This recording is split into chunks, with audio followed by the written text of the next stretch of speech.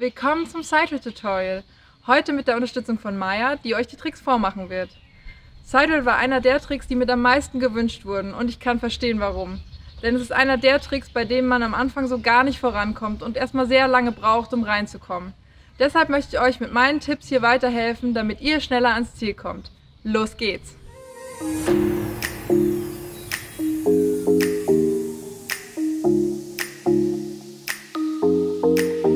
Sidewrite ist zu Beginn vermutlich ein komplett anderes Gefühl als die Tricks, die ihr bisher gelernt habt.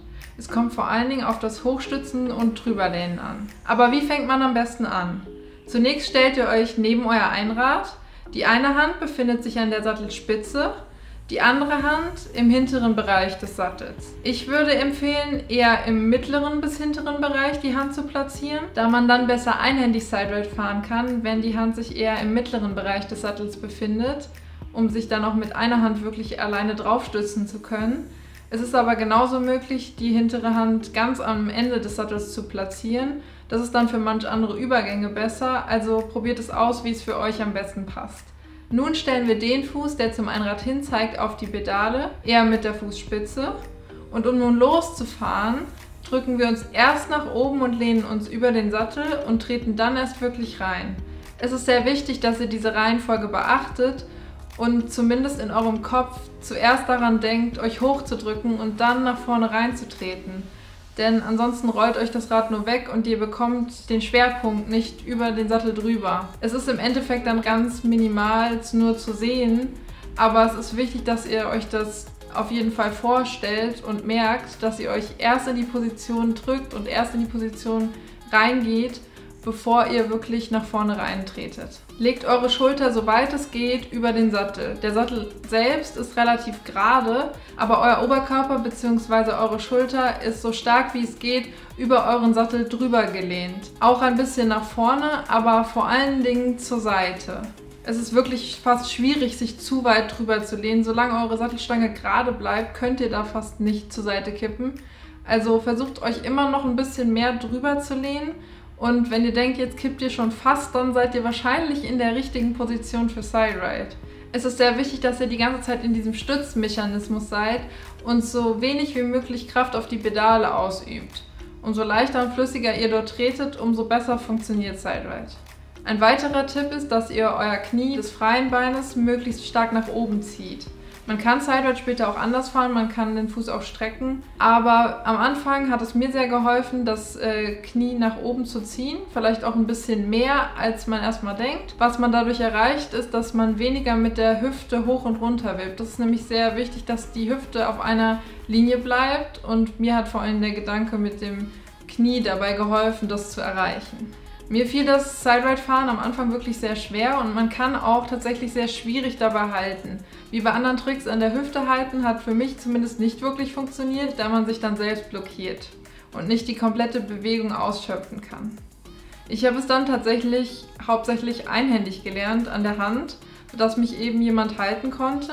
Und so kann ich heute auch recht gut einhändig fahren und bin von diesem Weg reingekommen. Das bedeutet, jemand ist neben mir hergelaufen, ich habe mich auf diese Person gestützt und dann einhändig Sidewrite gelernt. Das ist jetzt nicht unbedingt der Weg, den ich empfehlen würde.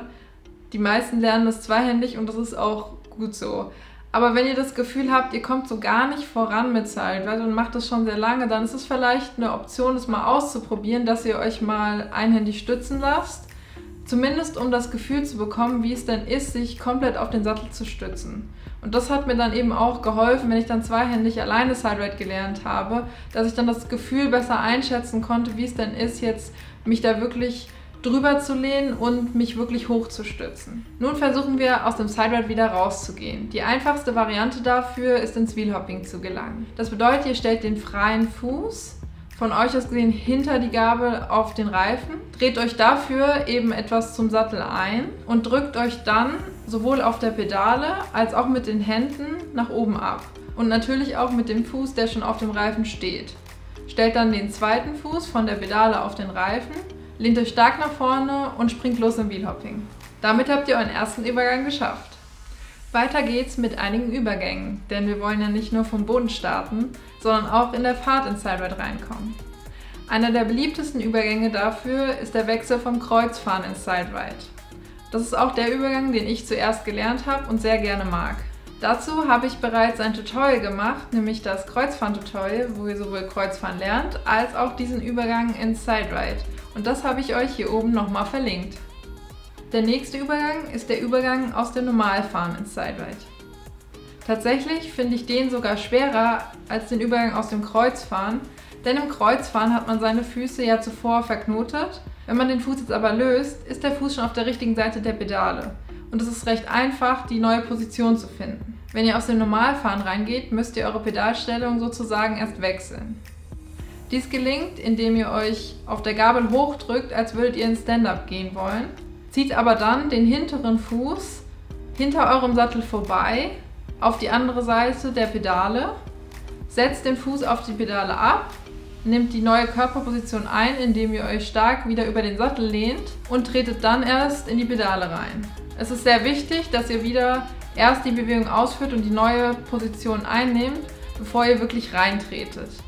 Auch da, es passiert am Ende relativ gleichzeitig, aber der Gedanke hilft euch auf jeden Fall, dass ihr wirklich schon in der Position sein müsst, wenn ihr nach vorne reintretet.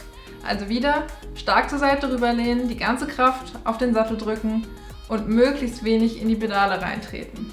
Natürlich, ihr holt Schwung, aber nicht so, dass ihr am Ende einer Umdrehung nicht mehr oben über die höchste Stelle rüberkommt. Immer gleichmäßig treten und euer Körpergewicht ist hauptsächlich auf dem Sattel. Dieser Übergang ist ebenfalls aus dem Stand-Up möglich.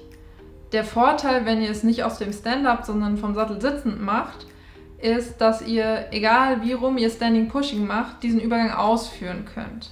Wenn ihr nämlich falsch rum Stand-Up Pushing macht, dann müsstet ihr eure Füße erst merkwürdig umstellen, bevor ihr dann den bei uns rechten Fuß lösen könnt, um ihn auf die andere Pedale zu stellen.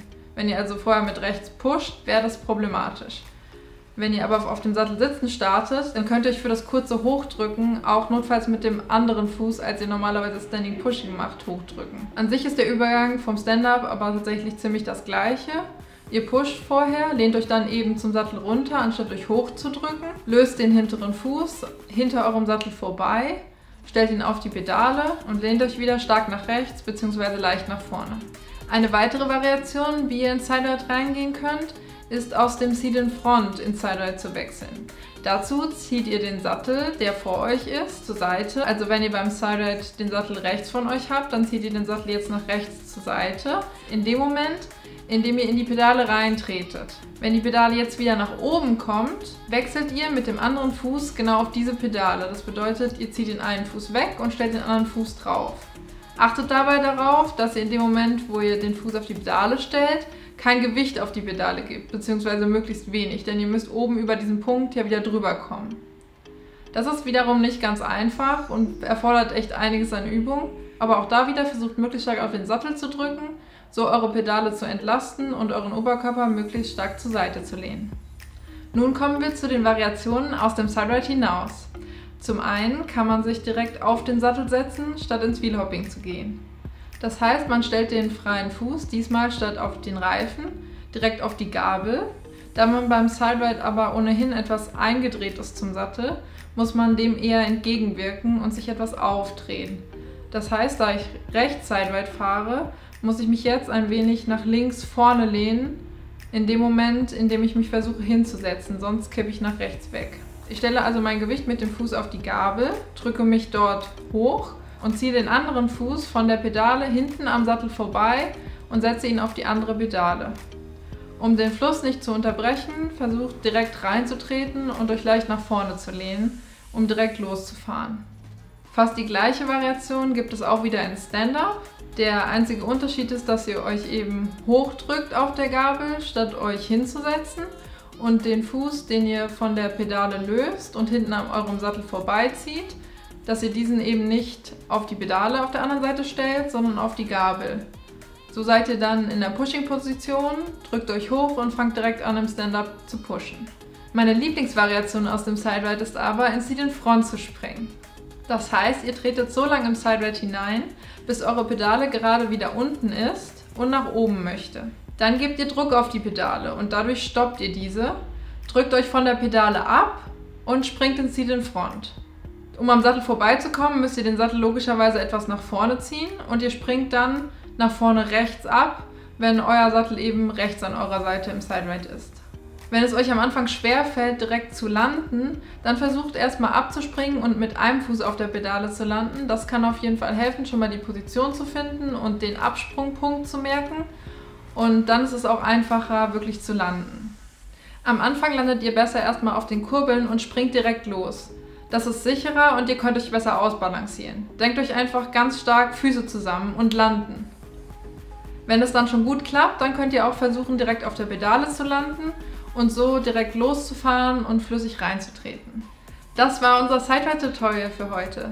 Wie ihr seht, eure Wünsche werden umgesetzt. Also schreibt mir weiterhin die Tricks, die euch am meisten weiterbringen und ich versuche sie dann wie hier für euch aufzubereiten. Herzlichen Dank nochmal an Maja fürs Vorzeigen der Tricks. Wollt ihr weitere verschiedene Einradfahrer sehen, die euch euren Lieblingstrick zeigen? Dann schreibt mir auch das hier in die Kommentare und ich überlege mir ein neues Format, wie ich vielleicht mit verschiedenen anderen Einradfahrern kooperieren kann und wir so noch mehr verschiedene Tricks von Einradfahrern für euch erklären. Abonniert diesen Channel, um dies und vieles weitere nicht zu verpassen. Bis zum nächsten Mal und viel Spaß beim Trainieren!